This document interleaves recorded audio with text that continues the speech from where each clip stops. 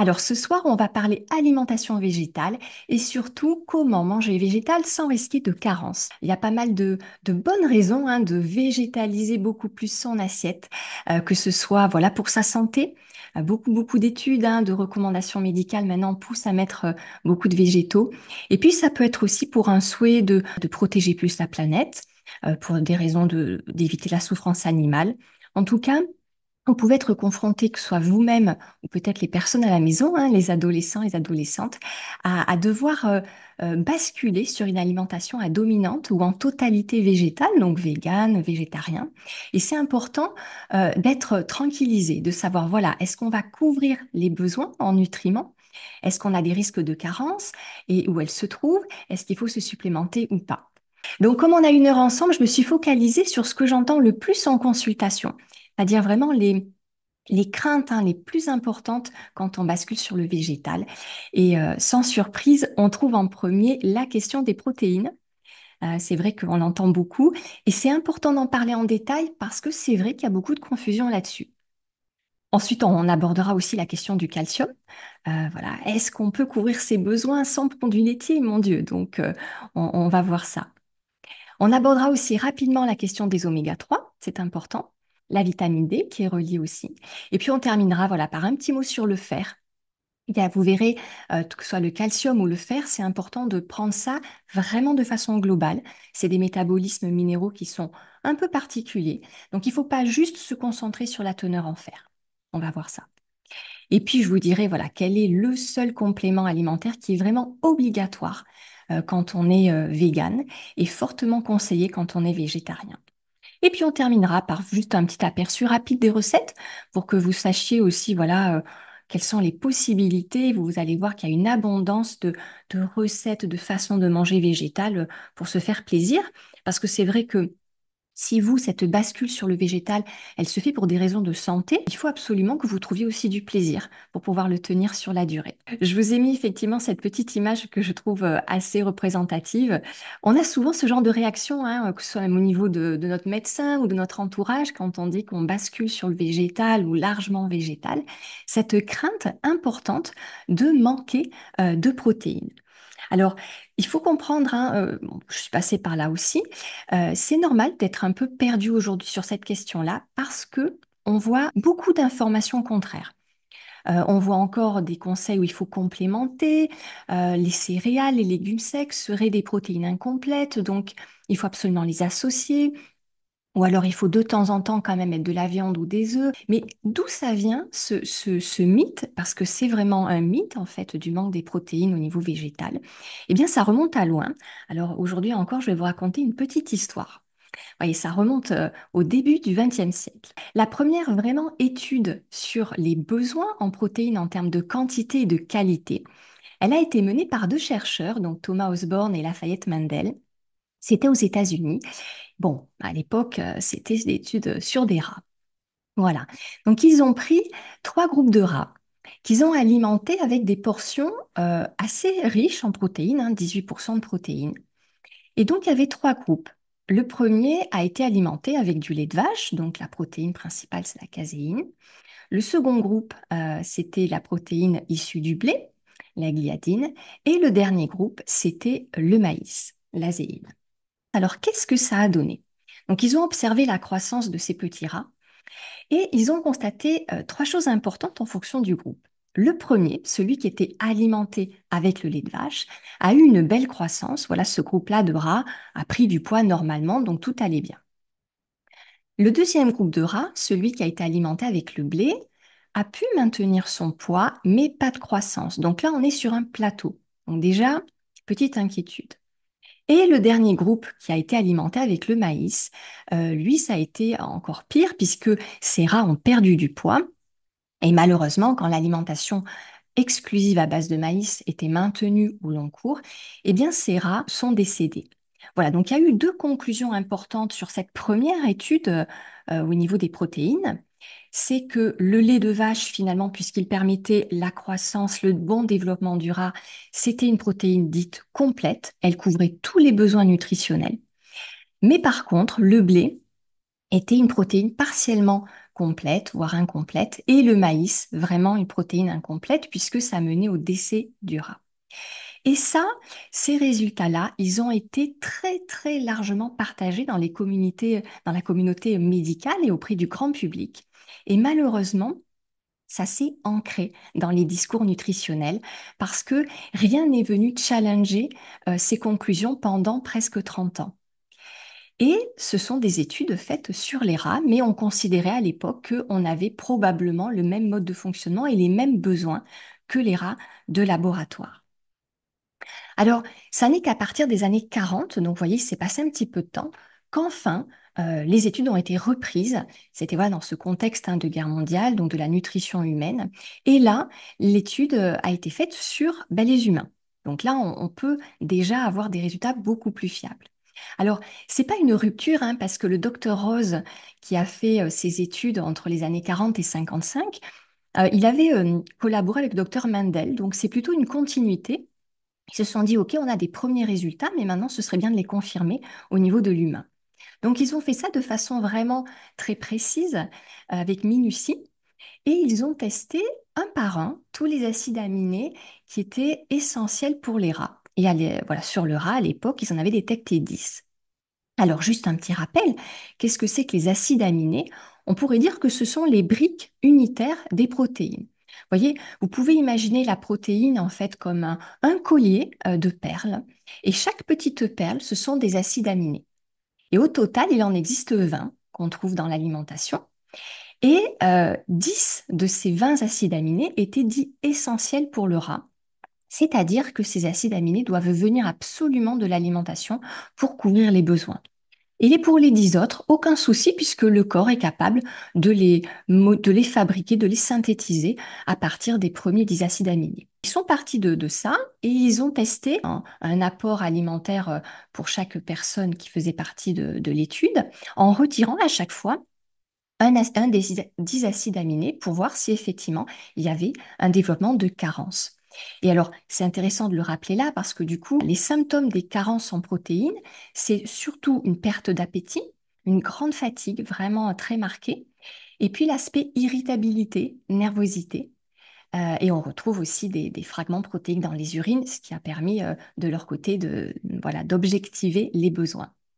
Et oui, parce que les protéines, c'est quand même, c'est central pour le corps, Nos enzymes, ce sont des protéines, nos hormones, tout ce qui va être protéines de cicatrisation, de réparation, et puis les neurotransmetteurs, voilà, les molécules de l'immunité. Donc c'est vrai qu'il faut absolument couvrir ces besoins et il faut savoir de combien voilà, ce qu'on doit trouver dans l'alimentation. Alors, cette étude, en fait, qui a duré un certain temps sur les humains, elle est essentielle et c'est elle qui vient corriger et nous permettre de savoir précisément ce qu'il nous faut à nous. Et la conclusion, enfin, il y en a deux, elle est importante, elles sont importantes, c'est que déjà, nous, humains, nous avons 2 fois moins de besoins en protéines que les rats. Voilà, on n'a pas besoin de 18% de protéines comme eux. Et le lait maternel, d'ailleurs, est bien moins riche en protéines que le lait des rats. Et au niveau des acides aminés, eh bien, ils se sont aperçus à cette époque-là qu'on n'avait pas 10 acides aminés essentiels, mais seulement 8. Voilà. Alors, aujourd'hui, on en considère 9 par précaution, parce qu'il y a un acide aminé, l'histidine, qui pour certaines populations est essentiel, pour d'autres non. Donc, par précaution, aujourd'hui, on en considère 9. Mais en tout cas, il y a des sacrées différences de besoins protéiques entre les rats et l'humain. Eh bien, le souci, c'est que ces études-là, elles ont eu beaucoup moins d'écho que celles sur les rats. Et malheureusement, ce qui avait été ancré pendant 30 ans est resté. Et on est resté sur cette notion de protéines complètes et incomplètes avec des besoins très élevés. Alors, depuis les années 40 et 50, il y a eu d'autres vagues de recherche et d'études qui ont affiné ça. Mais en tout cas, sachez qu'au niveau des besoins protéiques, les recommandations aujourd'hui sont de à peu près 0,8 grammes par kilo de poids par jour. Donc, c'est pas énorme du tout. Pour quelqu'un qui ferait 50 kilos, une quarantaine de grammes de protéines dans la journée, ça va largement suffire. Surtout que si vous voyez la deuxième colonne, donc les besoins en protéines ici, on voit que pour les adultes, les besoins réels, ils sont plutôt à 0,66, encore en dessous. Donc, ces recommandations officielles, elles prennent vraiment une bonne marge de sécurité, mais nos besoins réels sont en dessous. Et ces 0,66 en plus, c'est vraiment les personnes qui avaient le besoin de plus de protéines. Parce qu'on est tous différents, et donc sur un groupe de 10 personnes, il y a peut-être certains qui vont se satisfaire de 0,4 grammes, d'autres 0,5, d'autres 0,6. Donc ils ont pris les besoins maximum avec une marge de sécurité. Donc nous, on n'a pas besoin aujourd'hui de rajouter plein d'autres marges de sécurité. La seule chose, c'est qu'effectivement, en fonction du type de personne et de l'âge, les besoins sont légèrement différents. Vous voyez qu'il y a des besoins particuliers pour les femmes enceintes et allaitantes. C'est normal, hein, elles doivent fournir aussi beaucoup pour le bébé pendant la grossesse ou quand via le lait. Donc là, il faut être à peu près autour de 1 gramme, 1 gramme 1. Il y a aussi une petite spécificité vraiment pour les grands sportifs, mais qui sont des sportifs d'endurance, c'est-à-dire vraiment qui font des ultra-trails ou des courses longues, qui ont besoin de réparer leurs muscles beaucoup plus. Et pareil pour les sportifs de force qui feraient voilà, du bodybuilding ou qui veulent de la prise de masse. Mais à part ces exceptions-là, vous voyez qu'on est quand même sur des doses assez basses. Et ça, c'est important de le garder en tête. Et pour les acides aminés, alors là, je l'ai juste mis à titre d'exemple pour vous expliquer aussi pourquoi on a parlé de protéines incomplètes sur les céréales de blé et surtout de maïs.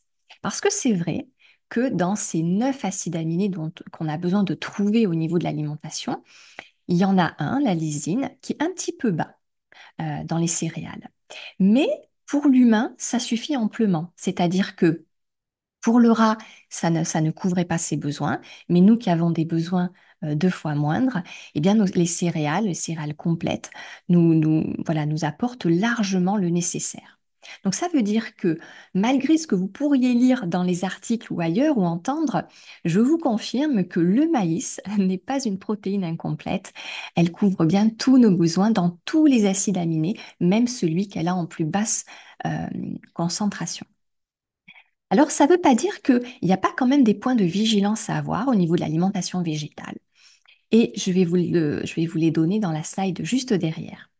Effectivement, on peut considérer qu'il y a certains aliments qui sont des protéines incomplètes. Alors, pourquoi on dit ça? C'est si on considère qu'on va manger un seul aliment euh, pour couvrir tous nos besoins énergétiques. Par exemple, dans la journée, j'ai besoin de 1800 calories pour bien fonctionner. Si je mange un seul aliment à hauteur de 1800 calories, est-ce que je couvre tous mes besoins en protéines et en acides aminés essentiels? Voilà. Et si effectivement ça n'est pas le cas, alors là, on peut dire que c'est une protéine incomplète. Donc on a ces points de vigilance. La première chose, c'est que, on parlait des céréales, si on prend des céréales qui ont été extrêmement raffinées, transformées, où on a retiré toutes les fibres, où on a retiré quasiment tous les minéraux, eh bien, on a aussi retiré une partie des protéines intéressantes. Donc là, on va tomber légèrement en dessous au niveau de la lysine. Donc, si demain, vous décidez de ne manger que de la baguette blanche, oui, là, vous risquez des carences en protéines. Mais à part cette exception, toutes les céréales, c'est-à-dire normales, avec leur potentiel nutritif, que ce soit des céréales demi-complètes, hein, du riz demi-complet, de la semoule, du blé, voilà, vous allez avoir vos protéines qui sont couvertes. Il y a juste le millet et l'orge perlée qui sont très légèrement en dessous en lysine. Donc, probablement que pour beaucoup de personnes, ça couvrirait leurs besoins, puisque vous savez que la recommandation, elle est au-dessus des besoins réels. Mais par précaution, on pourrait les classer dans la catégorie des protéines incomplètes. Voilà. Et puis, il y a deux autres choses, et ça, c'est important. Les fruits. On va le voir dans la slide derrière. Les fruits contiennent en moyenne 5% de protéines. C'est un petit peu juste. C'est-à-dire que si vous étiez frugivore, à manger 100% de fruits dans la journée, là, il y aurait besoin d'avoir un ajustement un peu plus précis, probablement de rajouter quelques petits légumes pour couvrir vos besoins en protéines. Et le dernier des points de vigilance, c'est les noix de macadamia. Alors, je la mets là, pourquoi? Pour aussi mettre en évidence que tous les oléagineux, toutes les graines, tous les noix, à part celles-ci, sont des protéines complètes. La spécificité de la noix de macadamia, c'est qu'elle est extrêmement riche en graisse en fait. 94% de ses calories, eh bien, ce sont des lipides. Donc, ça laisse très peu de place pour le reste, hein, pour des protéines. Voilà. Mais c'est la seule exception au niveau des oléagineux. Voilà, donc là, vous avez vraiment la vue la plus complète et la plus précise possible. C'est-à-dire que, à part ces quatre exceptions, eh bien, tous les légumes, toutes les céréales, tous les légumes secs, tous les oléagineux, les graines, ce sont des protéines complètes. Vous ne risquez pas de carence. Pour illustrer effectivement cette teneur en protéines, je vous l'ai mis sur une sur une ligne. Donc, euh, nos besoins réels en protéines au niveau des calories qu'on ingère, c'est à peu près 5 à 6%. Voilà. Si vous n'avez que 5 à 6% de vos calories qui viennent des protéines, vous couvrez vos besoins euh, sans souci.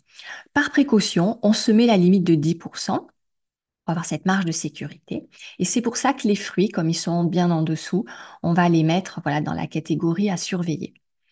Mais au-dessus, on va trouver à 15% de protéines les céréales, les oléagineux, et encore au-dessus, les légumes et les légumes secs. Vous voyez, c'est pas forcément quelque chose qu'on a en tête, hein, que les légumes sont si denses en fait en protéines, mais par rapport à leurs calories, ben, un quart des calories ingérées des légumes et des légumes secs viennent des protéines. Donc c'est large. Vous voyez que si demain on vous pose la question, bah, où est-ce que tu trouves tes protéines en mangeant végétal, bah, vous aurez de quoi faire hein, en réponse. Vous pourrez dire, bah, je les trouve du riz, du blé, des pois chiches, des haricots rouges, de la salade, des carottes. Voilà, il y a tout ce qu'il faut. Alors un petit zoom quand même sur les légumes secs, parce que c'est vrai que dès qu'on regarde comment enrichir son alimentation végétale en protéines, on tombe souvent sur les légumes secs. C'est vrai, hein, vous l'avez vu, les légumes secs sont parmi les ingrédients les plus riches. Donc, je vous encourage bien sûr à en intégrer dans vos repas. Ce sont des aliments qui ont énormément de propriétés qui sont très bénéfiques pour vous. Alors après, c'est toujours une question de dosage, parce que c'est vrai que les légumes secs génèrent des fermentations intestinales. Ces fermentations, elles sont bénéfiques, hein. Ce sont les fibres insolubles qui vont permettre d'installer des bonnes bactéries, un bon microbiote. Il y a des vertus anti-inflammatoires, de lissage de glycémie, de modulation de l'insuline, au niveau de l'immunité aussi. C'est très très intéressant, mais il faut que ça reste supportable pour vous au niveau de la digestion. Qu'est-ce qu'il y a d'autre aussi à dire sur les légumes secs? Voilà, oui, la richesse en minéraux, hein, parce qu'on va en parler juste derrière pour le calcium et le fer notamment. Mais les légumes secs sont vraiment des petites pépites au niveau de la recharge minérale pour avoir de l'énergie, pour que vraiment tous les métabolismes fonctionnent de façon optimale. Et je vous réserve un petit scoop quand même avant qu'on passe à la section suivante, c'est que les protéines qui viennent de notre alimentation, ce ne sont pas la première source d'utilisation, première source de fabrication de nos protéines. On a un mécanisme de recyclage dans le corps qui est extrêmement puissant et précieux. C'est-à-dire que même si pendant 2, 3 jours, vous ne mangez pas de protéines du tout dans vos repas, mais bon, ce serait difficile, hein, on a vu qu'il y en a un peu partout, on retrouvera toujours dans votre intestin des protéines complètes. Pourquoi? Parce que notre corps est capable de recycler les petits résidus. Alors dans l'intestin, ça va être des petits résidus d'enzymes, ça va être des petits résidus de cellules intestinales ou de sécrétions, de mucus. Donc notre corps va utiliser ça comme matériau et va pouvoir fabriquer les protéines dont il a besoin. Et on sait qu'aujourd'hui, que ce recyclage, en fait, ça concerne à peu près 200 grammes de protéines pour nos besoins quotidiens. Donc, vous voyez, c'est énorme, hein. On a vu que finalement, l'alimentation, elle nous apporte entre 40 grammes, 100 grammes de protéines par jour. Eh bien, on a quand même 200 grammes qui viennent de notre corps, de ce recyclage permanent. Voilà, donc j'espère que ça vous enlève de la pression aussi. Et ça, c'est vrai que je l'ai rarement vu dans les articles et c'est dommage parce que ça conforterait beaucoup de personnes qui veulent basculer sur le végétal. Donc, la stratégie, en fait, si vous voulez couvrir vos besoins en protéines en mangeant végétal, c'est de manger suffisamment de calories. Voilà, de bien faire le point. Vous faites le calcul, voilà, avec tous les simulateurs qui existent en ligne, pour voir par rapport à votre âge, votre sexe, votre poids et votre activité, de combien de calories vous avez besoin. Est-ce que vous êtes sur 1800 calories? Est-ce que vous êtes sur 3000, voire plus, si vous faites de l'endurance ou voilà, du renforcement musculaire, de la musculation? Et vous couvrez vos besoins en calories en mangeant varié et végétal. Et vous êtes sûr d'assurer vos besoins en protéines et de couvrir tous les acides aminés essentiels. Donc, vous n'avez pas besoin de manger au même repas céréales et légumes secs, hein, c'est ce qu'on appelle la complémentation. On voit encore beaucoup de conseils là-dessus, hein, même sur les sites officiels de nutrition. Notre corps peut stocker un peu les protéines, peut recycler. Donc, vous pouvez espacer et varier. Un jour, vous mangez des légumes secs, le lendemain des céréales, et faire en fonction des recettes qui vous plaisent. Et ça va vous faciliter la digestion aussi. Donc, vous voyez que pour les adolescents, le besoin est légèrement accru par rapport aux adultes. Pareil pour des enfants, ils sont en phase de croissance. Mais s'ils mangent les calories dont ils ont besoin, ils vont à peu près avoir le double des protéines dont ils ont besoin. Et si vous avez le moindre doute, eh bien vous prenez une journée type. Voilà, vous prenez le site Chronometer ou d'autres sites de simulation pour vérifier. Et vous rentrez bien tout et vous aurez effectivement quantité de protéines journalières et vous aurez le détail aussi par acide aminé. Voilà, si vous le faites sur 1 ou 2 jours, vous devriez être vraiment rassuré parce que c'est très rare, enfin, dans nos pays industrialisés où on a accès à beaucoup de variétés alimentaires et on mange à notre faim, on est plutôt concerné par des excès de protéines que par des déficits. Mais voilà, quand on a des enfants ou des ados, c'est vrai que c'est important de se rassurer, de les rassurer aussi. Vous pouvez faire cet exercice-là. Euh, et si vous, je serais surprise que vous trouviez une journée avec peu de protéines. En tout cas, s'ils ont besoin de besoins, enfin, s'ils ont des besoins accrus, qui sont très sportifs, vous pouvez jouer avec les légumes secs qui sont les aliments les plus riches. Vous trouvez aussi des pâtes hein, aux lentilles, des pâtes euh, aux pois chiches. Donc, tout ça, c'est des choses très sympas pour les jeunes. Ça leur plaît en général. Ou des burritos. Enfin, on va voir les recettes. Hein, il y a du choix. Je voulais juste te dire aussi un petit mot, c'est que les produits animaux, on les considère comme des protéines, mais elles viennent pas toutes seules, ces protéines, hein. Il y a plus de graisses que de protéines dans les produits animaux, et malheureusement, c'est pas les meilleures graisses. Donc c'est vrai que c'est toujours important de voir aussi l'aliment au global. C'est-à-dire que prendre une protéine végétale, eh bien, c'est aussi absorber beaucoup de fibres pour sa santé, pour la glycémie, c'est pour l'immunité, c'est absorber aussi énormément de minéraux, de phytonutriments, d'antioxydants protecteurs, d'enzymes aussi. Donc beaucoup de choses qu'on ne va pas trouver dans les produits animaux. Et ces produits animaux, ben, effectivement, ils nous apportent beaucoup de protéines, mais malheureusement, elles sont livrées aussi avec beaucoup de graisses pro-inflammatoires, de graisses saturées qui peuvent occasionner un diabète de type 2, notamment, qui peuvent, voilà, ces produits aussi animaux génèrent beaucoup de putréfaction intestinale, donc irritent l'intestin, ça peut créer voilà, des colopathies, des choses un peu délicates et puis des mécanismes aussi de glycation, euh, d'agression cellulaire. Voilà, dans les produits animaux, ben, on ne trouve pas de fibres, on ne trouve pas de substances protectrices. Donc, c'est pour ça que il y a, voilà, tous les conseils hein, de santé nous poussent à diminuer les produits animaux au maximum. Voilà. Et après, c'est vous qui fixez la limite. Si vous voulez avoir de façon espacée quelques produits animaux et puis beaucoup de végétaux autour, ou si vous basculez 100% sur le végétal. Je vois encore beaucoup de conseils sur la complémentation, comme quoi c'est obligatoire. Non, pas du tout. Et je vois encore beaucoup trop de discours sur ces protéines incomplètes. Alors, vous voyez qu'il y en a quelques-unes, hein, mais une noix dans tout le règne des oléagineux. Bon, les produits, les céréales très raffinés, mais c'est logique, hein, on enlève tout ce qui est intéressant. C'est vraiment des calories vides. Et puis, euh, et puis après, voilà, les fruits, parce qu'on est juste. Donc, il vaut mieux prendre cette marge de sécurité. Ok, allez, on continue. Je regarde juste le chat. Oui, c'est vrai qu'on entend beaucoup que les protéines végétales sont incomplètes, hein, qu'elles sont de moins bonne qualité. Voilà, alors, il y a beaucoup de médecins aujourd'hui hein, qui ont des chaînes YouTube, qui font des vidéos, et c'est vrai que ça me gêne toujours d'entendre ça parce que c'est pas basé sur les résultats des études scientifiques.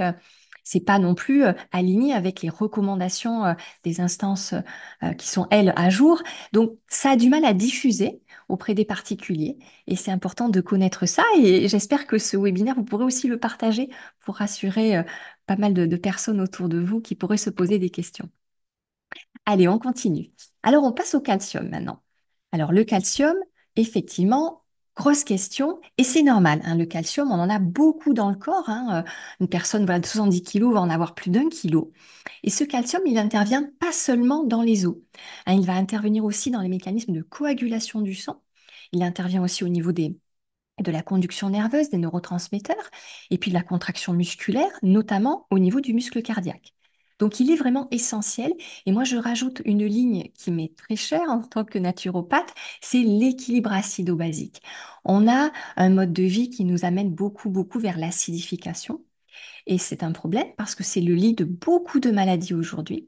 Et quand notre corps est trop acide, il va toujours essayer de tamponner, de neutraliser cette acidité pour que dans le sang, on reste dans une fourchette de pH très étroite. Et pour faire ça, notre corps va aller puiser dans ses réserves de bases alcalines, de minéraux alcalins, et notamment le calcium. Donc c'est vrai que un des signes d'hyperacidité, ça peut être au début, par exemple, les ongles hein, qui sont un petit peu fragilisés, les cheveux, parce que là aussi, c'est des réserves de minéraux.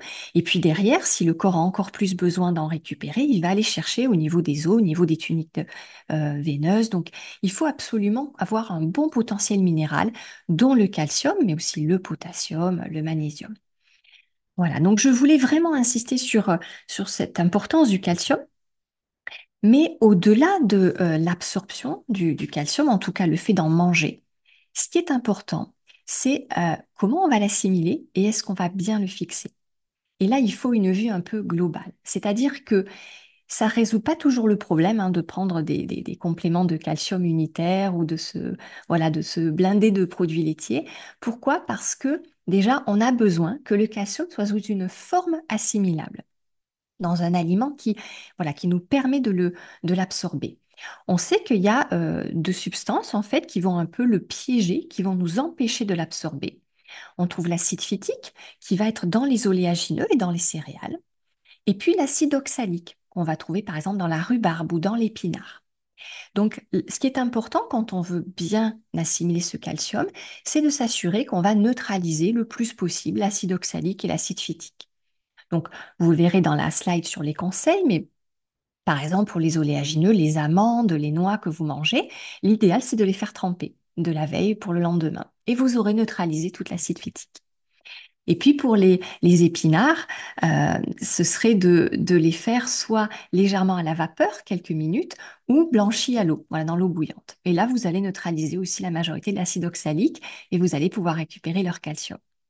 Donc ça veut dire aussi que dans les idées reçues, eh bien, le smoothie le smoothie vert avec beaucoup d'épinards, c'est peut-être pas la meilleure solution pour le calcium. Il vaudra mieux mettre autre chose à l'intérieur. Et je vous dirai quoi. Quand on parle du calcium, il faut aussi voir que ce calcium, euh, il est en compétition pour l'absorption avec d'autres minéraux. Donc c'est toujours le calcium dans un bon ratio avec le magnésium et le phosphore. Donc pas trop de phosphore et suffisamment de magnésium. L'idéal, c'est d'avoir juste 2 fois plus de calcium que de magnésium. Et c'est pas ce qu'on trouve dans les produits laitiers. On va voir. Et puis ensuite, le calcium, bah, si on veut en avoir suffisamment pour la qualité de ses os, parce qu'on est voilà, en surveillance d'ostéopénie, d'ostéoporose ou juste en prévention, il faut s'assurer aussi d'avoir une bonne trame osseuse. Hein, c'est comme une maison, c'est-à-dire que avant de poser les tuiles, on va avoir besoin de la charpente. Et bien pour nos os, la charpente, ça va être la trame protéique osseuse et les tuiles, c'est le calcium. Ça veut dire qu'il nous faut suffisamment de protéines, mais surtout consolider cette trame osseuse. Et ça, c'est pas parce que on va prendre plus de calcium ou de protéines qu'on va avoir des os plus denses, plus solides. Il faut que nos os, ils aient besoin de se renforcer pour être plus costauds. Donc c'est par l'exercice, par le fait de porter des charges, de faire du renforcement musculaire, de porter ses courses. Ça, c'est ce qui va faire que l'os, il se développe. Et c'est aussi pour ça, alors petite remarque, que les personnes qui sont plus légères, plus fines, vont avoir une densité osseuse qui est moindre que quelqu'un qui est en surpoids. Forcément, hein, plus de pression sur les os, donc ils vont naturellement se renforcer. Et ça, c'est important de garder en tête.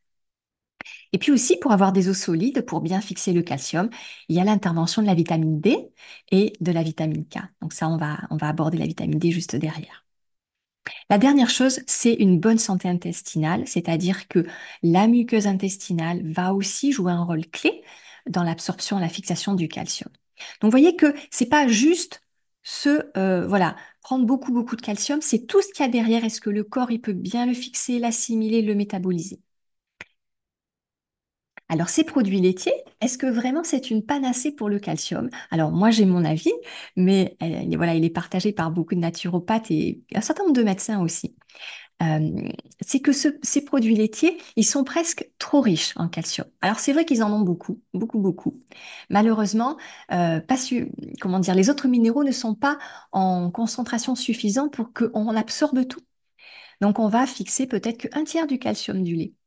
Et le reste du calcium qui n'est pas assimilé, eh bien, il va rester dans l'intestin, en fait, hein, sur la paroi, sur la muqueuse. Ça va faire comme une espèce de substance un peu irritante. Donc, ça peut aussi créer plus d'inflammation, de porosité intestinale. Hein, vraiment l'intestin un peu passoire qui va laisser passer beaucoup de déchets. Donc, nous, c'est ce qu'on veut éviter. On veut avoir vraiment un intestin barrière qui joue son rôle de barrage. Donc voilà, les produits laitiers, surtout qui sont de façon générale assez pro-inflammatoires par aussi leur composition au niveau des graisses. Donc c'est pas l'idéal. Et en tout cas au niveau du calcium, puisque là c'est ce dont on parle, il va être moins assimilable que celui des légumes. Donc, donc l'idée, c'est que voilà, si vous devez basculer sur le végétal, alors peut-être les produits laitiers vous manqueront au niveau du goût, hein. On en a parlé lors du dernier webinaire, les fromages notamment sont parmi les aliments les plus addictifs parce que c'est ceux qui sont les plus stimulants au niveau du circuit du plaisir. Donc c'est vrai que c'est difficile d'arrêter le fromage et les produits laitiers, mais en tout cas, s'il y a une volonté de vous faire du bien et que vous arrivez à vous en séparer, ne regrettez pas. Il n'y a rien dans les produits laitiers que vous n'allez trouver dans les produits végétaux surtout pas le calcium. Avant de passer à la partie suivante, je voulais aussi mettre en évidence ce qui peut vous faire une balance négative en calcium, c'est-à-dire ce qui peut provoquer des fuites de calcium au niveau urinaire. Parce que c'est bien beau de faire des efforts pour en absorber suffisamment, pour le fixer, mais il faut aussi prêter attention à tout ce qui va forcer l'évacuation et la perte de calcium. Et déjà, il y a le sel. C'est-à-dire que le sodium, à une certaine dose, va provoquer des fuites de calcium urinaire, tout simplement parce qu'ils empruntent la même voie d'élimination rénale. Donc, au niveau du sodium, la limite maximale idéale chaque jour, c'est 1,5 g et avec un maximum, en tout cas, de ne pas dépasser 2,3 g parce que à 2,3 g de sel, de sodium par jour, on va éliminer à peu près 40 mg de calcium. Donc, faites attention à ça. Si vous vous mettez vous-même à cuisiner, aucun problème, puisque vous allez pouvoir vraiment contrôler le sel que vous ajoutez. C'est plus compliqué quand on est à l'extérieur, au restaurant. Donc voilà, surveillez ça de près aussi si vous êtes en vigilance au niveau du calcium. Et puis tout ce qui va être caféine, alcool et tabac, ce sont aussi euh, des substances qui vont provoquer des pertes de calcium. Et enfin, donc on revient encore une fois sur les protéines animales hein, pour vous montrer l'impact hein, qu'elles ont sur le corps. C'est pas du tout anodin. On n'est pas vraiment fait pour manger des protéines animales en grande quantité. On n'est pas armé pour, que ce soit au niveau des reins ou de nos intestins. En tout cas, quand on consomme beaucoup de protéines animales, de produits animaux, que ce soit viande, poisson, œufs, on va générer beaucoup de déchets acides, hein, urée, acide urique notamment. Et ces déchets acides, comme je vous ai expliqué, ils ont besoin d'être tamponnés pour pouvoir être éliminés.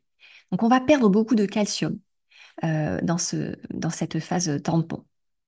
Le fait que les produits animaux soient aussi très riches en acides aminés soufrés, c'est un problème parce que ça va aussi occasionner un peu plus de perte de calcium. Et ces acides aminés soufrés, ben, on en trouve moins dans les produits végétaux, à peu près 2 fois moins. La dernière chose aussi en point de vigilance, ça va être tout ce qui est soda, parce que là, on va avoir beaucoup de phosphore. Et encore une fois, c'est aussi un minéral qui est en compétition avec le calcium, donc qui peut nous affaiblir au niveau de nos réserves. Donc, si on résume, voilà, s'il y a un point de vigilance sur la santé osseuse, et c'est vrai que ce point-là, il est clé, que ce soit dans l'enfance, l'adolescence ou même pour les seniors, hein, à tout âge de la vie, c'est important. Donc, l'objectif, c'est d'avoir quand même une alimentation qui est riche en calcium, dans l'idéal bien assimilable, bien biodisponible. Donc, on limite l'acide oxalique, les épinards, on les fait cuire très légèrement avant de les manger. Pas trop longtemps, hein, ça suffit quelques minutes. Comme ça, vous préservez tout le reste des nutriments. Et si vous voulez faire votre smoothie vert, je vous montre juste derrière, vous allez plutôt basculer sur les choux, le chou kale par exemple, ou le bok choy, qui a un goût très neutre. Toute la famille des choux est très riche en calcium et vous permet vraiment de couvrir vos besoins en calcium en toute sécurité. Vous ferez aussi attention donc à votre alimentation, plutôt modérée en sel, en sodium. Donc voilà, un peu lever le pied si c'est vous en mangez beaucoup sur les plats déjà cuisinés, préparés et transformés. Et puis bien sûr, il faut quand même suffisamment de protéines, hein, 10, maximum 15%, ça suffit pour avoir une trame osseuse solide et de favoriser au maximum les protéines végétales. Donc là, on est quand même sur le cœur de ce sujet.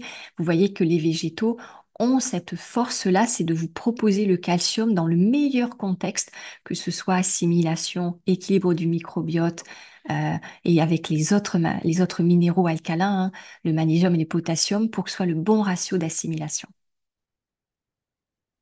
Puis n'oubliez pas surtout l'exercice physique, hein. C'est comme pour les muscles, hein. Ah oui, je ne l'ai pas dit parce qu'il y avait aussi, il y a eu des questions là-dessus, mais c'est un des mythes aussi, hein. Pour avoir plus de muscles, il faut absorber plus de protéines. Pas du tout. Là-dessus, heureusement, on a beaucoup d'études qui ont été faites. Donc, on sait que ce qui va vous faire prendre en masse musculaire, c'est d'utiliser vos muscles, donc le renforcement musculaire, de porter des charges, de les faire travailler. Un muscle, il ne se développe que s'il a besoin de travailler, qu'il a besoin d'être plus costaud. C'est comme les os. Voilà. Et je le précise parce que, encore une fois, c'est des choses qu'on peut lire beaucoup, hein. Pour prendre de la masse musculaire, il faut augmenter sa teneur en protéines. Et c'est piégeux, pour le coup, parce que certaines études ne parlent pas de masse musculaire, mais de prise de masse maigre. Et la prise de masse maigre, c'est tout ce qui n'est pas du gras. Ça veut dire qu'on considère aussi l'eau dans les muscles. Donc, certaines personnes, certains coachs ont peut-être pu se faire avoir aussi avec certaines études en pensant que, ah, prise de masse maigre, donc c'est bon, le muscle grossit. Non, on sait aujourd'hui que plus on augmente la teneur en protéines dans l'alimentation, donc plus on augmente la charge au niveau du foie et des reins, hein, les hormones, les organes qui sont chargés de les métaboliser, eh bien ces organes y gonflent. Notre foie, nos reins gonflent si on consomme beaucoup plus de protéines et se gorgent d'eau. Et ça, c'est considéré comme de la masse maigre. Donc en fait, il n'y a pas d'augmentation de masse grasse juste par le fait de prendre des suppléments protéinés. Pardon, de masse musculaire sur les suppléments protéinés. Et ça a été vraiment étudié en détail avec vraiment des lectures de muscles, des analyses très précises. Donc, si vous voulez développer vos muscles, et c'est vrai que ça peut être aussi des questions des adolescents, voilà, s'ils vont à la salle, etc. Il n'y a pas besoin de suppléments protéinés, de poudre, c'est juste de bien faire travailler le muscle et ça vient avec le temps, au juste rythme pour l'adolescent. Voilà. Pareil pour les seniors pour maintenir la masse musculaire aussi. En tout cas, revenons à notre petit smoothie vert. Donc, si vous voulez qu'il soit riche en calcium et intéressant, vous pouvez bien changer vos épinards par du chou kale ou du bok choy. Et vous verrez que c'est tout aussi bon, hein, parce qu'avec mélangé avec de la banane ou de la mangue et puis des petites herbes, c'est juste délicieux. Est-ce que sur le sujet du calcium, il y a des questions ou juste des commentaires, hein? Est-ce que c'est des choses qui vous surprennent? Euh, Est-ce que ça vous rassure? Alors, je ne sais plus dans l'audience hein, aujourd'hui si voilà, il y en a qui sont vraiment végétariens, végétaliens, mais de toute façon, après, c'est un continuum, hein. L'idée, c'est de juste d'être rassuré, de se dire qu'on peut aller assez loin dans le végétal sans risquer quoi que ce soit. Alors, on continue, je surveille. Oui, 46 déjà, il faut que je me dépêche un petit peu. Alors, là, ça va être plus rapide. On passe sur les oméga 3. Donc, c'est vrai que on peut avoir envie de passer sur les petits poissons gras pour absorber suffisamment d'oméga 3 à longue chaîne. Et pourquoi c'est important? Parce que ces fameux oméga 3, dont le DHA, c'est un constituant qui est essentiel pour le cerveau, hein. Les 2 tiers du cerveau, c'est du gras, mais pas n'importe lequel. Cette graisse qui est fluide, en fait, qui va permettre une bonne conduction nerveuse et aussi qui va stabiliser l'humeur, tout ce qui est cognitif. Donc ça, c'est important aussi pour les adolescents et puis à tout âge de la vie, pour les seniors aussi, pour maintenir voilà, une bonne mémorisation, un bon fonctionnement cognitif. Alors, dans l'alimentation végétale, vous ne trouverez pas ces oméga 3 à longue chaîne, à part dans les algues, mais vous trouverez les précurseurs, les oméga 3 à courte chaîne. Donc, c'est l'acide alpha-linolénique qu'on va trouver dans les graines de lin ou les graines de chia. Et on n'a pas de si grand besoin que ça. 2 grammes suffisent de chaque jour. Donc si vous prenez chaque jour votre petite cuillère à soupe de graines de lin broyées, eh bien vous allez couvrir vos besoins en oméga 3. Si vous passez sur les graines de chia, elles sont légèrement moins dosées, donc vous ferez une cuillère à soupe bien bombée. Et ça suffit. Alors, c'est vrai que ces oméga 3 à courte chaîne sont les précurseurs de l'EPA et du DHA, donc votre foie va avoir besoin de les transformer, de rajouter des petites briques pour les convertir. Alors, on peut entendre aussi souvent que, oh non, à un certain âge, on peut plus bien convertir. Pas forcément. Ce qui compte, c'est d'avoir moins d'oméga 6 pro-inflammatoires. Si vous cuisinez vous-même, il y a forte chance que ce soit tout bon pour vous. Faites attention à ne pas abuser des oléagineux, tout ce qui est amandes, noix, noix de cajou, cacahuètes, parce que là, vous allez avoir un déséquilibre dans les graisses, beaucoup trop d'oméga 6 par rapport aux oméga 3. Et malheureusement, ces oméga 6, ils sont plus rapides au niveau du foie. Et le foie va s'occuper en priorité d'eux pour les convertir et il s'occupera moins des petits oméga 3. Mais si vous avez une alimentation végétale qui est bien équilibrée, il n'y a aucun problème, vous devriez bien convertir. Et si vous aviez le moindre doute, sachez que vous pouvez aussi faire des tests, hein, des dosages. Vous allez tester les acides gras érythrocytaires. Vous aurez tout le profil de vos acides gras et vous saurez exactement ce que vous ingérez et de quelle manière et avec quelle efficacité votre corps les convertit. Alors, c'est des analyses qui coûteraient une centaine d'euros qui ne sont pas remboursées, mais à certains moments de la vie, peut-être ça peut être utile pour vous de faire le point. Alors, je vois que dans le chat, il y a deux petites questions. Y a-t-il des algues à privilégier? Alors, tout dépend. Vous pouvez donc les algues de cuisine, c'est plutôt des algues de mer, hein, wakame, iziki. C'est vrai qu'on est quand même très très vigilant sur les algues japonaises hein, depuis ce qui s'est passé au niveau des centrales. Vous prenez des algues de Bretagne, voilà, et puis après vous surveillerez au niveau de l'iode, c'est-à-dire que s'il y a un emballement de la thyroïde, bah, vous freinerez un petit peu sur les algues.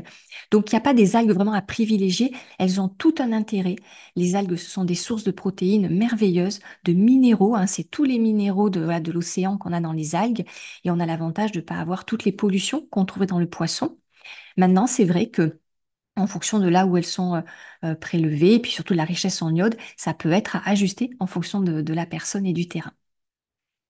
Autre question, est-ce qu'il faut absolument broyer les graines de lin? Oui, c'est l'idéal pour bien absorber les oméga 3. Si vous avez peut-être déjà constaté que si vous absorbez vos graines de lin comme ça dans l'alimentation, la paroi est tellement dure hein, qu'elles vont ressortir de l'autre côté à l'identique sans avoir été absorbées. Alors, plein de personnes font ça pour le transit, hein, puisque voilà, elles vont gonfler, elles vont entraîner, donc c'est intéressant. Mais si vous voulez absorber vraiment les nutriments de la graine de lin, broyez-les. Donc l'idéal, c'est dans un petit moulin, type moulin à café électrique. Donc voilà, petit compartiment avec la lame. Et là, vous allez vraiment avoir une poudre, comme de la poudre d'amande, hein, et vous gardez ça une semaine au frigo. Pas plus, parce qu'après, ça peut s'oxyder. Hein, les oméga 3 sont sensibles à l'oxydation. Mais dans un bocal fermé, dans le bac à légumes, au niveau du frigo, il n'y a aucun souci, vous pouvez les garder 7 8 jours sans problème. Est-ce qu'il y a d'autres questions? N'hésitez pas. Non? Ok.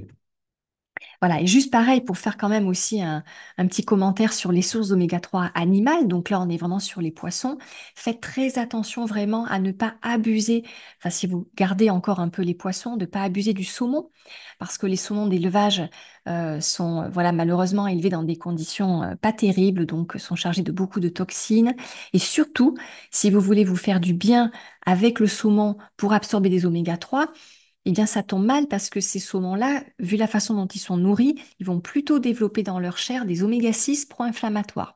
Donc, du coup, ça vous amène dans la mauvaise direction. Et puis, par rapport au thon, c'est plutôt là le fait que ce soit un poisson carnassier, donc en bout de chaîne alimentaire. Donc, il y a une concentration très forte de métaux lourds dans le thon. Donc, si vous en mangez encore, surtout espacez-les le plus possible et ne faites pas ça plusieurs fois par semaine. Ça peut vraiment faire monter de façon assez dangereuse les métaux lourds ou vous amener trop vers l'inflammation. Alors, quand on parlait du calcium tout à l'heure, on abordait aussi la vitamine D. Et ça, vraiment, dites-vous que cette question de la vitamine D, elle concerne tout le monde. C'est-à-dire qu'on est quasiment tous carencés. aujourd'hui en France, alors particulièrement pour les personnes qui sont au-dessus de la latitude de Bordeaux, parce qu'en hiver, on ne reçoit pas les ondes dont on a besoin au niveau du soleil pour fabriquer sous notre peau le précurseur de la vitamine D. Donc déjà à Paris, entre octobre et mars, c'est supplémentation obligatoire. Sauf si vraiment vous avez une consommation très élevée de champignons, puisque dans les champignons, on a les précurseurs aussi de la vitamine D. Mais bon, c'est plutôt rare.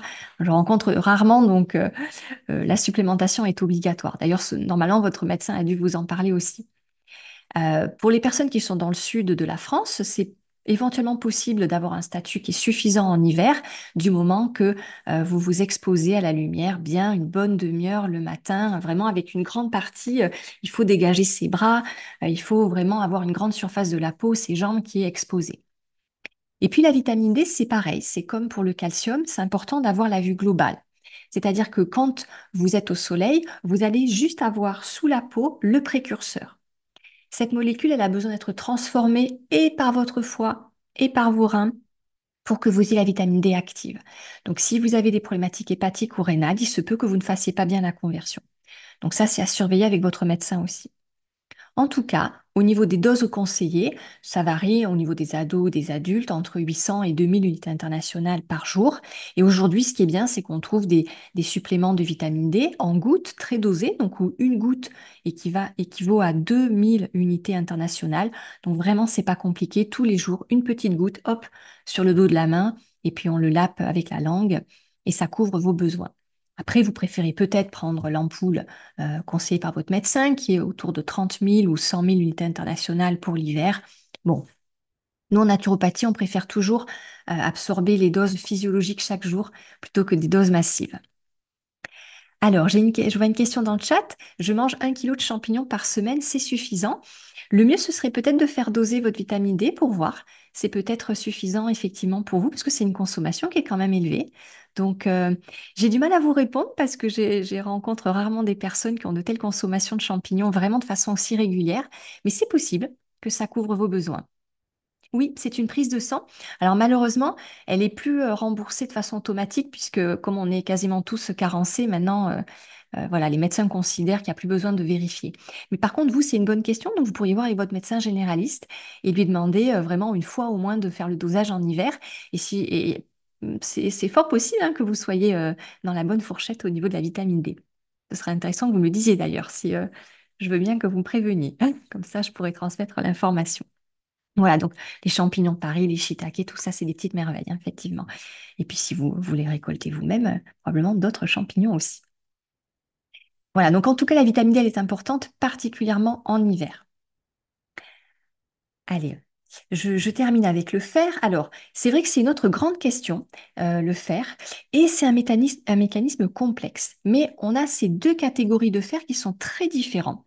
Au niveau des produits animaux, on va avoir un fer qui est lié à l'hémoglobine, aux globules rouges, donc c'est le fer héminique, qui a une bonne disponibilité. Et si on bascule sur les végétaux, on va récupérer un autre type de fer qui lui est beaucoup moins biodisponible, mais qui est mieux régulé par le corps. Et ça, c'est important parce que le fer, il faut avoir suffisamment de fer, mais pas trop. C'est un minéral qui est pro-oxydant, donc il peut être délétère en excès au niveau du corps. Donc c'est quelque chose pour le coup qui doit être très surveillé au niveau médical. Et c'est vrai qu'on est tous différents, on n'a pas le même patrimoine génétique et il y a des personnes euh, qui vont avoir de manière générale toujours un fer qui est assez bas, où on aura toujours du mal à le remonter. C'est un peu un mécanisme de protection. C'est-à-dire que voilà, au niveau génétique, le corps s'est adapté pour maintenir un taux bas, pour pas avoir de stress oxydant élevé et de lésions cellulaires. Et puis d'autres personnes, au contraire, vont avoir des fers beaucoup plus élevés, donc à surveiller à l'opposé. Donc l'idée, c'est d'être quand même dans la fourchette, parce que le fer, il intervient dans l'immunité, dans la mémorisation, dans l'oxygénation, donc il joue voilà, pour l'énergie, pour plein de choses. Donc il faut surveiller ça. Et puis pour le fer, c'est un peu comme le calcium, c'est important de vérifier où est la problématique si vous êtes en carence. Parce que du fer, ça peut être un manque d'apport, ça peut être aussi un problème dans le transport du fer, la transférine, ça peut être un fer de stockage qui est bas avec la ferritine, ça peut venir aussi de micro-saignements au niveau de l'intestin ou du corps, donc ça, il faut le détecter pour pouvoir agir. Et puis pour les femmes, ça peut venir aussi des règles, hein, si elles sont très abondantes, hémorragiques. Donc là, l'idéal, c'est toujours de revenir le plus en amont possible à la cause pour réguler. Donc si il y a des règles hémorragiques, eh ben, on peut jouer sur le climat œstrogène, progestérone. On peut vraiment aider pour diminuer le flux. Il y a des plantes aussi qui sont régulatrices du flux. Donc l'objectif là, c'est peut-être plutôt de régler le cycle et naturellement, les taux de fer vont se restaurer plutôt que de prendre tous les mois en continu des compléments de fer. Et puis ces compléments de fer aussi, vous avez peut-être expérimenté, la majorité, euh, ça va donner des grands maux de ventre, voilà, des constipations, des selles qui sont très foncées, très noires, qui sont plus sèches. Donc si vous étiez amené à prendre des suppléments de fer, en tout cas, allez sur des choses bien tolérées, hein, plutôt du fer végétal. Voilà, il y a quand même pas mal de choses dans les magasins bio avec des suppléments de fer beaucoup mieux. Mais gardez en tête quelque chose d'important, c'est que notre corps a une capacité de modulation du pourcentage d'absorption de fer. Par exemple, une femme enceinte va doubler, tripler sa capacité à absorber le fer parce que l'enfant en a besoin aussi de beaucoup. Donc tout d'un coup, en fait, elle va beaucoup mieux le fixer. Donc on a cette modulation permanente et c'est l'intérêt aussi avec le fer végétal qui est dans les aliments végétaux, c'est justement que le corps a cette capacité de moduler en fonction de ses besoins. Ça n'est pas le cas avec les produits animaux, c'est-à-dire qu'il y a voilà, c'est vraiment une absorption massive, mais parfois ça va un peu trop loin. Donc là, c'est quelque chose qui est vraiment individualisé. En tout cas, au niveau végétal, si vous voulez vraiment ou si vous avez besoin de booster un peu la fixation du fer, utilisez la vitamine C, puisque les deux ensemble vont se potentialiser. Et c'est notamment ce qu'on trouve naturellement dans le persil, fer et vitamine C. Donc, dans votre smoothie, si vous voulez un smoothie calcium et fer, eh bien, vous mettrez aussi beaucoup de persil frais ou surgelé. En tout cas, ça vous fera du bien. Vous voyez, donc avec du kale, une orange, myrtille et banane, eh bien, on va avoir 5 milligrammes de fer, ça c'est intéressant. Mais de toute façon, et ça vous pouvez le lire aussi un peu partout, tous les produits végétaux de toute façon contiennent plus ou moins de fer et sont tous des sources intéressantes. Donc plus vous allez les cumuler et les varier, plus vous allez en profiter. Et juste pour le point de vigilance pour les oléagineux, trempez-les parce que cet acide phytique, non seulement il chélate le calcium, mais il peut aussi empêcher le fer d'être absorbé. Donc à partir du moment où vous trempez, eh bien, vous vous assurez de pouvoir profiter largement du fer et du calcium. Allez, on termine avec le seul complément alimentaire vraiment qui est une obligation vraiment quand on mange végétal, mais ça vous le connaissez si vous avez déjà fait des webinaires, j'en parle tout le temps, c'est la vitamine B12. Il n'y a pas de source végétale suffisamment sûre au niveau des apports en B12, même les algues. Et je le précise parce que vous avez pu lire peut-être que la clamate, la chlorella sont riches en vitamine B12, etc. Non, non et non. Ce sont des B12 analogues, c'est-à-dire que si vous faites un dosage sanguin, vous allez voir effectivement que la B12 est élevée parce que c'est comptabilisé, mais c'est une B12 qui n'est pas efficace dans le corps. Donc, il ne va pas jouer son rôle au niveau des globules rouges, au niveau voilà, de l'oxygénation cellulaire, au niveau de la protection. Donc, il faut absolument, si vous êtes à 100% végétal, il faut vous supplémenter et la dose, c'est à peu près de 2000 microgrammes par semaine. Donc, vous avez vraiment énormément de marques qui existent. Vous pouvez prendre une capsule une fois par semaine, voire une par mois. Ça, c'est à votre convenance. Mais juste un point très important, c'est que cette carence en vitamine B12, elle n'est pas seulement pour les végétaliens et les véganes parce qu'on estime qu'il y a à peu près 40% des omnivores qui sont carencés. Donc surveillez ça aussi, surtout si vous avez des problèmes d'estomac ou d'intestin, ou si vous prenez des antiacides. Parce que cette vitamine B12, pour qu'elle soit bien fixée par le corps, elle a besoin de s'accrocher à une petite molécule qui est fabriquée par l'estomac, le facteur intrinsèque. Donc, hop, dans l'estomac, ça accroche la B12 et arrivé une fois dans l'intestin, là, c'est absorbé. Ça veut dire que si votre estomac est en difficulté, peut-être que le facteur intrinsèque n'est pas suffisamment produit. Et si votre intestin est en souffrance, peut-être que c'est pas bien absorbé. Donc, surtout pour la B12, elle est essentielle pour la santé cardiovasculaire, pour la santé des neurones, pour la cognition. Donc, s'il y a le moindre doute, voilà, ça c'est remboursé. Donc, vous demandez à votre médecin lors du prochain bilan de vérifier votre statut. Voilà, et puis si vous êtes, voilà, si vous êtes dans la fourchette, tout va bien. Mais dites-vous que c'est pas seulement en mangeant végétal qu'on peut être carencé. Alors, je vous donne juste en vrac quelques idées de repas. Voilà, surtout si vous avez des ados, hein, c'est important de varier, de faire des choses qu'ils aiment ou même pour vous. Donc sachez qu'en végétal, on manque pas d'idées. Hein. On peut puiser dans les influences vraiment de la cuisine étrangère, de chez nous aussi. Voilà, au niveau asiatique, on a les nouilles soba au sarrasin avec des légumes. On peut faire des Buddha bowls, donc ça c'est très pratique quand on manque de temps. On va mettre une céréale, un légume sec, quelques légumes, une bonne sauce et hop, c'est plié. On peut puiser aussi dans la cuisine indienne avec le dal de lentilles corail. Et puis j'ai des petites marmites, voilà, de riz aux légumes, toutes simples. Ça n'a pas besoin d'être compliqué. On peut bien sûr faire des sandwichs aussi avec des bons pains, des salades composées, des soupes, des ragoûts. Dans la cuisine aussi asiatique, on peut piocher dans les sushis ou dans les kimbap coréens. Voilà, donc là, j'ai mis quelques petites recettes. Si vous voulez le support, je vous l'enverrai, comme ça vous aurez le détail. Moi, j'aime beaucoup faire le curry de légumes verts. Je pense que je dois le faire une fois tous les week-ends, hein, avec les brocolis, les pommes de terre. Voilà, ça plaît aux enfants et aux ados, ça, on adore dans ma famille. Et puis, si vous vous demandez comment remplacer le dessert, le petit yaourt en fin de repas, alors vous pouvez vous faire des flancs à l'agar-agar. Ça, c'est tout simple. Ça vous permet de mettre les goûts que vous aimez. Vous pouvez mixer avec de la mangue, avec d'autres fruits, avec du cacao. Vous pouvez aussi utiliser des légumes pour faire des desserts, comme par exemple la patate douce. Elle est naturellement sucrée. Donc une patate douce mixée à la vapeur, enfin cuite à la vapeur et mixée avec un peu de purée de noisettes, de cacao, ça vous fait des desserts très très sympathiques. Vous pouvez utiliser aussi le tofu soyeux, hein, qui vous fait euh, des super mousses au chocolat. Voilà, vous avez aussi des petites truffes pour les goûter, si vous manquez d'idées. Donc là, on va utiliser des dattes, de la caroube, on peut mettre aussi de la poudre de coco, on peut mettre des flocons d'avoine, il y a énormément de variantes.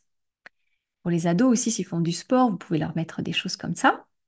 Alors là, c'est une truffe à la carotte, c'était pour une petite variante. Vous avez des brownies à la purée d'oléagineux. Vous avez aussi des gâteaux où on met des légumes, de la courgette. Euh, et puis les mousses au chocolat aussi avec l'aquafaba. C'est l'eau de cuisson des pois chiches. Donc surtout ne la perdez pas. Vous pouvez l'utiliser pour des petits desserts. On arrive au bout, donc j'ai un petit peu débordé, je suis désolée. Il y avait beaucoup de choses à dire. Est-ce qu'il y a des questions de votre côté? Je vais arrêter le partage, comme ça, hop, je vais vous voir.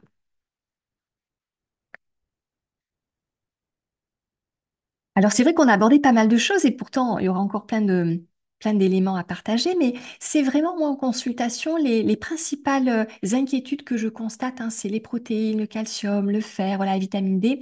Et toutes ces inquiétudes, elles sont légitimes. Il y a des choses où vous serez vraiment sans souci. Tout ce qui est protéines, vraiment maintenant, j'espère que ce sera plus une question pour vous. Par contre, la vitamine D, oui. Hein, à nos latitudes, c'est vraiment un point de vigilance, la B12 obligatoire. Et après, pour le reste, c'est en fonction de vous, au niveau du calcium, du fer, en fonction de votre terrain, de comment fonctionne votre digestion aussi et de vos besoins. Donc ça, c'est individualisé. Donc vous pouvez bien sûr en parler à votre médecin, au moins pour objectiver par les prises de sang. Et s'il y a besoin, après, bien sûr, en naturopathie, on peut échanger et ajuster de façon plus précise. Alors, le trempage des oléagineux, oui, ça c'est vraiment vraiment quelque chose d'important. Donc on l'a vu hein, pour neutraliser l'acide phytique, et puis aussi parce que dès qu'on trempe, que ce soit les légumes secs avant cuisson ou les oléagineux, les graines, on va un petit peu les activer. Donc on les active au niveau enzymatique. Ça veut dire que ce sera beaucoup plus digeste. Vous allez moins avoir de ballonnement, vous allez mieux les digérer. Hein, une amande complète, hein, c'est aussi des fibres un peu dures parfois. Ça peut être délicat à digérer au niveau intestinal. Donc le trempage, c'est vraiment une petite merveille. Ça vient booster la teneur en nutriments, ça vient rendre beaucoup plus assimilables les minéraux et plus digestes. Donc ça à garder. Est-ce qu'il y a d'autres questions? N'hésitez pas même à prendre la parole directement avant on se souhaite une bonne soirée. Moi, je regarde juste, j'avais eu quelques questions avant le webinaire de personnes qui ne pouvaient pas nous rejoindre. Donc, il y avait celle sur la prise de masse chez les seniors. Est-ce que c'est nécessaire de se supplémenter avec des poudres et quelles sont les meilleures? Parce que c'est vrai qu'il y en a certains qui vont prendre des protéines à base de whey, hein, à base de lait animal, d'autres qui vont plutôt aller sur des poudres protéinées à base de riz ou de poudre de pois. Mais Vraiment, de tout ce que j'ai pu voir au niveau des études, ça n'est pas nécessaire. Même les meilleures poudres végétales, c'est presque de l'argent dépensé par la fenêtre parce que ce qui va compter pour la prise de masse et le maintien, c'est de faire travailler vos muscles et le renforcement musculaire. Voilà, donc à partir du moment où vous mangez végétal, et puis si vraiment il y a le moindre doute, vous mettez un peu plus de légumes secs et vous êtes tranquille. Ah, il y avait une question sur le soja aussi. Alors, j'y réponds brièvement et puis après, je vous écoute s'il y a encore quelques questions. Voilà, quand on bascule sur le végétal, c'est vrai qu'il y a beaucoup de simili-steaks hein, qui sont à base de soja ou de tofu, beaucoup de choses. Donc, si vous avez des adolescentes à la maison ou s'il y a eu des antécédents de cancer du sein, peut-être que vous avez lu qu'il faut absolument éviter. Et ça, c'est incorrect aussi, malheureusement. Enfin heureusement pour vous, il n'y a absolument aucun danger à consommer du soja, même quand on est en traitement pour le cancer ou quand on en a eu un pour soi. Ça, c'est quelque chose qui est maintenant validé au niveau scientifique, au niveau des études depuis bien 15 ans. Donc, c'est quand même pas non plus depuis 2 3 ans, hein, ça devrait être beaucoup mieux véhiculé. Pourquoi? Tout simplement parce que quand on mange du soja, on ne mange pas des phytoestrogènes, on absorbe des phytomodulateurs, c'est-à-dire que les substances mimétiques vont venir stimuler les récepteurs. Mais il n'y a pas d'élévation d'œstrogène au niveau sanguin. Ça veut dire qu'on ne va pas saturer les tissus sensibles comme l'utérus ou les seins. Il n'y a pas d'élévation d'œstrogène. Donc au contraire, on vient titiller les récepteurs. Donc on a une amélioration des symptômes parfois au niveau de la ménopause. Et par rétrocontrôle, on a une modulation en plus de nos taux d'œstrogène. Donc ça veut dire qu'il n'y a pas de danger. Si en plus on mange largement végétal, on a un super microbiote, donc ça veut dire qu'on potentialise encore plus le soja et c'est encore plus bénéfique. Le soja aujourd'hui, il est conseillé même quand on a un cancer du sein ou des antécédents parce que justement, il a des vertus anticancéreuses. Donc il est très intéressant. Donc ça, si ça vous intéresse, je peux aussi vous envoyer les références hein, si vous êtes concerné ou vous avez des personnes dans votre entourage qui sont concernées. Hein, c'est vrai que malheureusement, ces cancers du sein touchent beaucoup, beaucoup de femmes, beaucoup trop. Mais le soja ne pose pas problème. Voilà. Donc, je me tiens à votre disposition. Si vous avez des questions qui vous viennent après le webinaire, vous pouvez m'envoyer un petit mail, bien sûr. Et puis, si vous voulez recevoir aussi le support de la présentation, je vous l'enverrai en PDF. Alors, est-ce qu'il y a d'autres questions ou est-ce qu'on se souhaite une bonne soirée? Je vous écoute, je suis disponible. Alors, Lydie, je note le support. Donc, je dois avoir votre mail. Parfait. Je vous enverrai tout ça.